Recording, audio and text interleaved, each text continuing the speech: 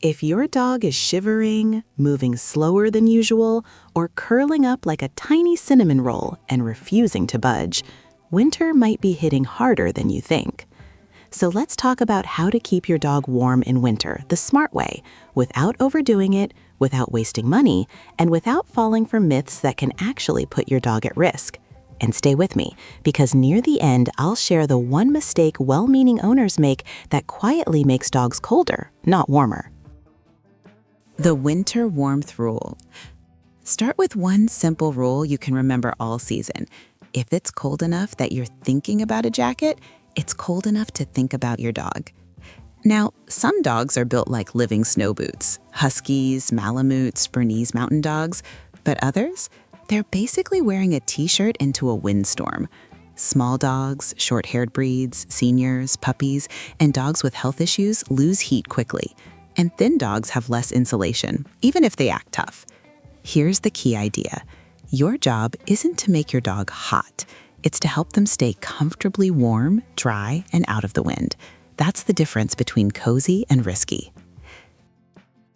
The coat isn't just cute, it's a heat tool. A good winter coat is like giving your dog portable insulation, but not every coat works. Look for coverage over the chest and belly, not just the back, a snug fit that doesn't restrict movement, warm lining for short-haired or small dogs, a water-resistant outer layer if your winter is wet.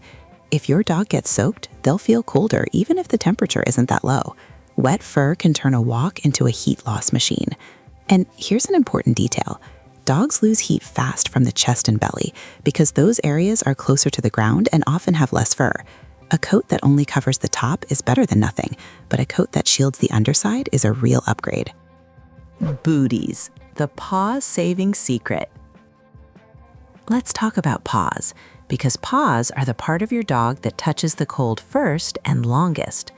I know booties look funny. Your dog may walk like a cartoon at first, but when the ground is icy, salted, or biting cold, booties can be a game changer. Why paws need protection? Ice can crack paw pads. Salt and chemical deicers can burn. Snow can pack between toes and cause pain. Cold pavement drains warmth straight from the body. If booties aren't happening yet, use paw balm before and after walks, and wipe paws carefully when you get home. And keep nails trimmed. Long nails can spread toes and make snowpacking worse. Mini hook? The fastest way to end a winter walk is not the cold air, it's painful paws. Fix that, and your dog will last longer, safer. Shorten walks, not their joy. Winter doesn't mean no fun, it means smarter fun. Instead of one long walk, try 2 or 3 shorter ones.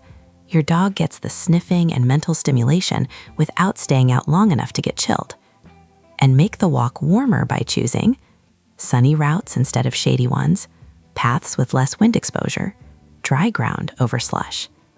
If your dog is small or short-haired, even 5 to 15 minutes can be plenty on a very cold day. Watch your dog, not the clock. Wind, the invisible thief.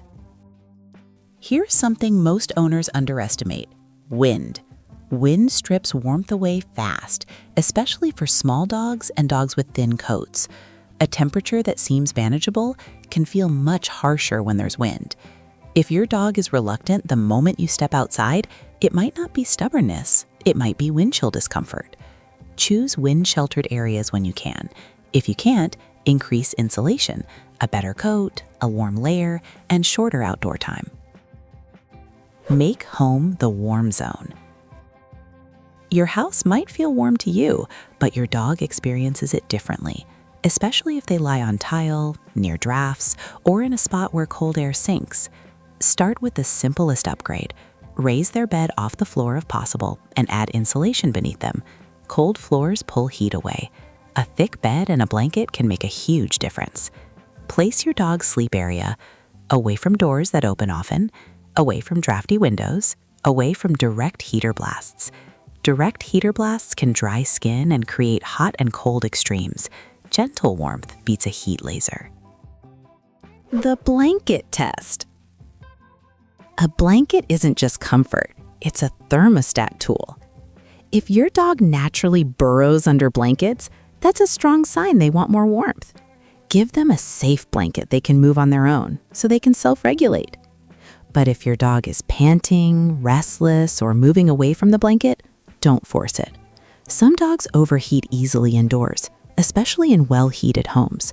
The goal is choice, a cozy option, not a trapped option. Cozy calories, food, and winter warmth. This part surprises many people. Warmth isn't just about blankets. Your dog's body makes heat by burning energy.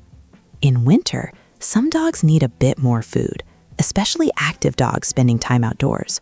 But this isn't a free-for-all. Adjust gradually and watch body condition. You want healthy insulation, not unhealthy weight gain. Also keep water available and fresh. In cold weather, some dogs drink less, and indoor heating can dehydrate them. Hydration supports circulation, and circulation supports warmth. A mini hug. A dog that's slightly dehydrated can feel colder faster because their body can't move heat around as effectively. Winter grooming. Don't accidentally remove the insulation. This is where good intentions can backfire. If your dog has a double coat, their fur acts like natural insulation. Shaving it down so it's cleaner or so they dry faster can reduce their ability to regulate temperature. It can also affect how the coat grows back. Instead, brush regularly to remove mats and help the coat trap warm air. Trim fur around paws if snow clumps form. Dry your dog thoroughly after wet walks.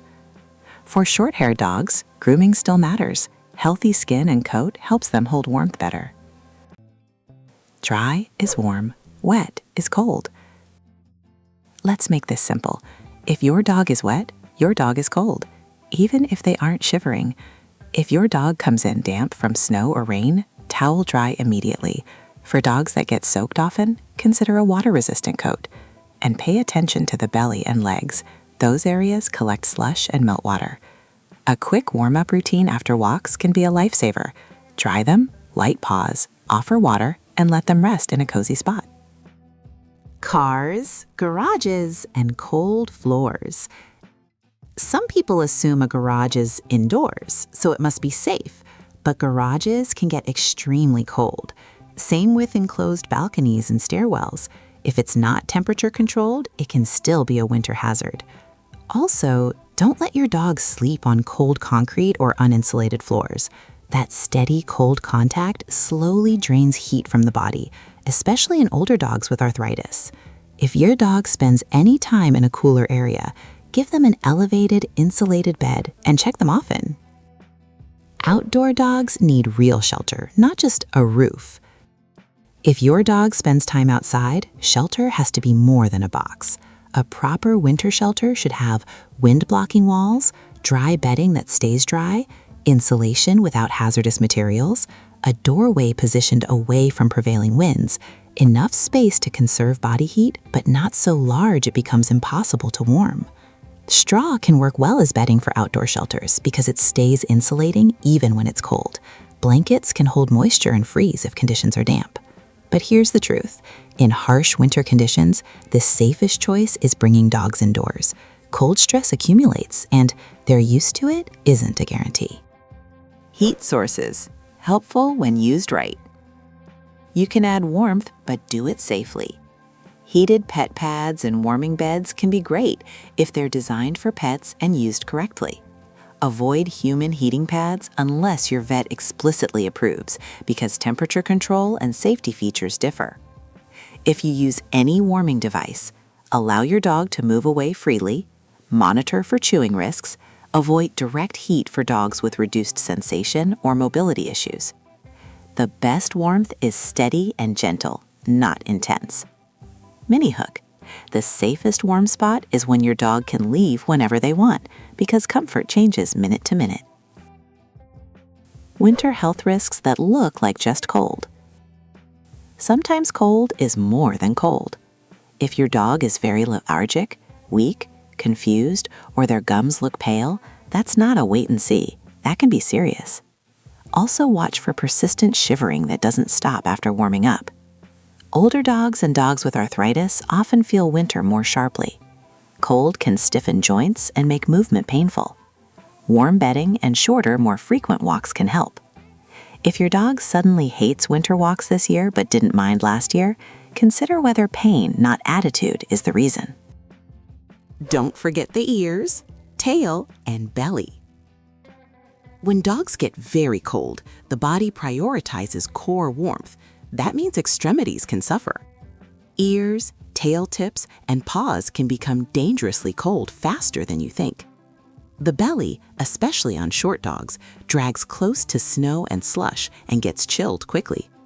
That's why belly coverage and paw protection matter more than most people realize. It's not about fashion, it's about heat loss math. Indoor games that replace outdoor miles. When it's too cold to stay out long, don't let your dog's energy turn into chaos. Replace distance with brain work. Try short training sessions with treats, hide and seek with a toy, sniff games using treats hidden around a room, puzzle feeders for meals. Mental exercise warms a dog in a different way by reducing stress, improving behavior, and keeping their routine satisfying even when weather limits outdoor time. And here's your hook inside the hook. A bored dog gets destructive, but a mentally tired dog gets cozy. The big mistake that makes dogs colder. Remember I promised the most common mistake that makes dogs colder? It's leaving a damp coat on, or not drying your dog properly because they don't seem wet. A slightly damp undercoat, wet paws, or a soaked belly quietly pulls heat away for a long time. Your dog may not complain, they'll just curl up and try to conserve heat. Dry thoroughly, especially belly, paws, and the underside. That one habit can prevent a lot of winter discomfort. One last thought to keep you watching the weather. Winter is unpredictable. Some days are crisp and fine, other days are sneaky cold. Your dog can't tell you, I'm getting chilled, but I'm trying to be brave. So watch the body language. Make warmth easy. Keep walks joyful but short when needed. Protect paws. Stay dry. And remember the hook we started with. Cold doesn't feel the same to dogs as it does to us. So when you plan for winter like your dog is depending on you, they can.